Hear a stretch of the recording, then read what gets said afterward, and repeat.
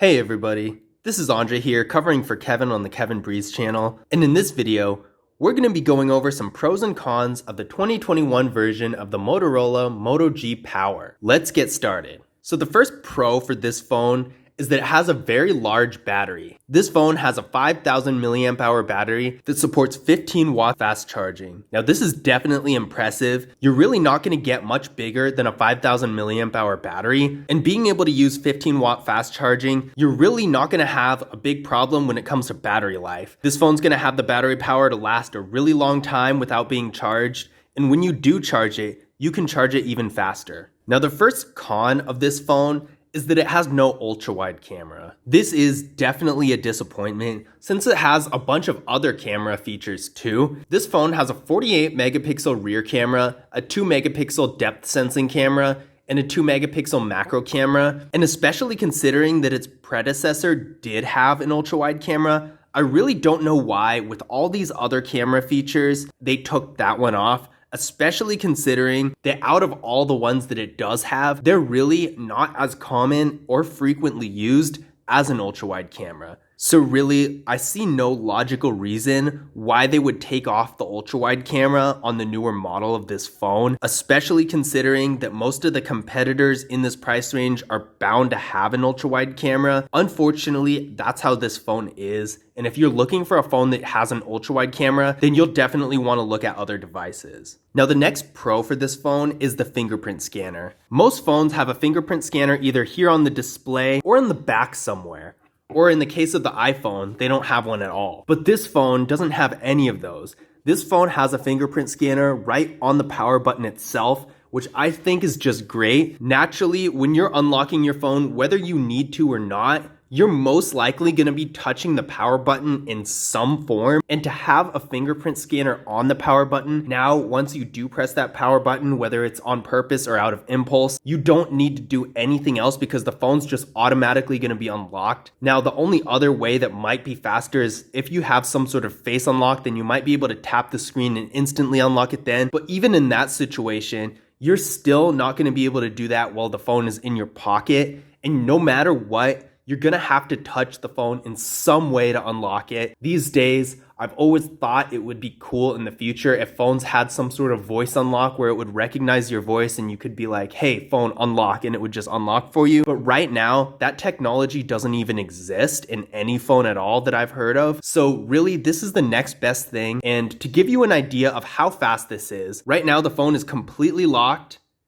and I just unlocked it. I don't think there's any fingerprint scanner position that can really beat this. The in-display ones are really cool, and the ones on the back are not bad either. But really, in my opinion, you really can't beat a fingerprint scanner on the actual power button, and I wish that more phones would do it like this. Now, the next con for this phone is that it has no NFC. Now, NFC is the technology used for Google Pay, and I personally use that feature a lot. It's a really easy, convenient way to make payments, and now that it's being accepted in more places, and more phones, even entry and mid-level ones, are starting to get the technology to use it, I really would have liked to see it on this phone, and is becoming more widely available. It's not even usable on this phone because it doesn't have NFC. It would have been nice to see, but unfortunately it just doesn't have it. Now, another pro for this phone is its display. This phone has a 6.6 inch IPS LCD display with a resolution of 720p, a PPI of 266, an aspect ratio of 20:9, and a screen-to-body ratio of 83.8%. So being 6.6 inches, this screen is definitely on the larger side, and that's great for something like content consumption. Right now, I do have the brightness at 100%, and I would say it looks really good. And with a high-quality, bright screen, combined with its size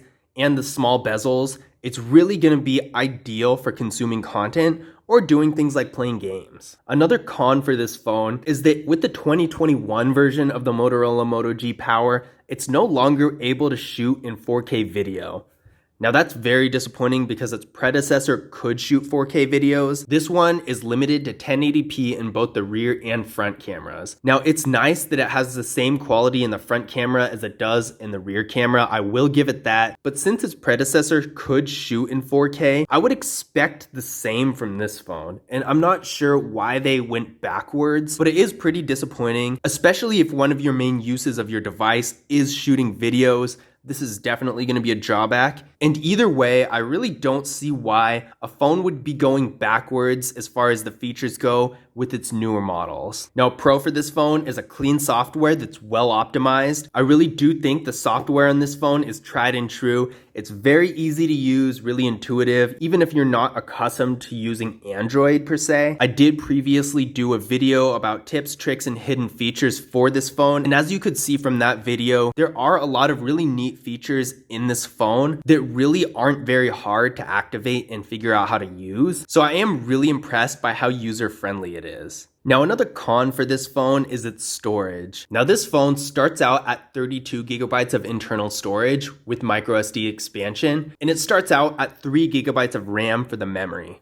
Now, I honestly don't think this is very impressive at all, especially considering a lot of the competitors have a lot more than this. Now, that being said, you can get the variant of this phone that has 64 gigabytes of internal storage and 4 gigabytes of RAM for the memory. But at the same time, that's still really just decent compared to the lower model that, in my opinion, just isn't enough, period. I really do think 64 gigabytes is a bare minimum these days for internal storage. I always say, whether you think you need it or not, you should always have more storage than you need, because it's better to have it and not need it than it is to need it and not have it. And in this case, really starting out at 32 gigabytes of storage, I really think it should start out at 64 gigabytes of storage at least. There are lots of phones close to this price range, especially that of the 64 gigabyte variant of this phone, that have a whole 128 gigabytes of internal storage. And I think that is a lot more acceptable. To give you an idea of what this looks like, I have everything that's used on a daily basis downloaded onto this phone, and it's taking up 60% of the internal storage. A lot of that is from the system, which you can't really control. So just thinking about that, it is crazy to me to think that you're only going to be able to use a few gigabytes of the storage on this phone no matter what until you start using up this much storage. If you're doing something like taking photos, shooting videos, playing games, or using any larger app in general that takes up a lot of storage, or even a decent amount, you're really going to run into some trouble with the 32 gigabyte variant. And even with the 64 gigabyte variant, just the system alone in a couple apps taking up, say, 30% of the memory if it were 64 gigabytes instead of 32 just really isn't ideal for me. Whereas even other closely related Motorola phones, like the 2021 model of the Motorola Moto G stylus, for example, that one has 128 gigabytes of internal storage, and it's really in a similar price point to the 64 gigabyte version of this phone. For double the storage, it just really doesn't make sense to me why they couldn't have just kept it consistent with a good 128 gigabytes. I think that would have been a lot better. Now, the final pro for this phone is that it does have a 3.5mm headphone jack. The reason I say this is more and more manufacturers these days are doing away with headphone jacks. Even on the more entry-level to mid-range phones,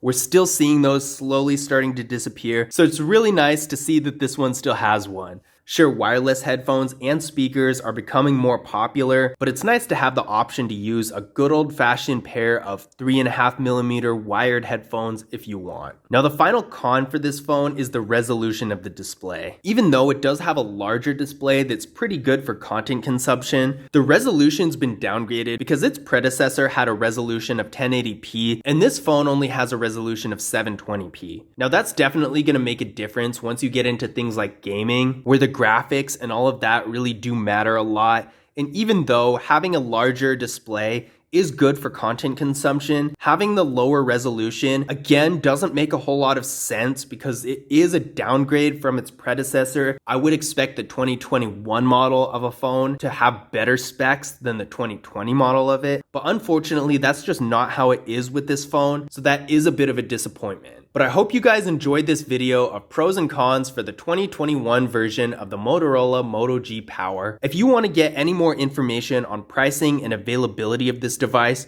or just to learn a little bit more about its general info, be sure to check the link in the description. That'll take you to all of that. That being said, if you enjoyed the video, be sure to leave a thumbs up and subscribe, and I will see you guys in the next one.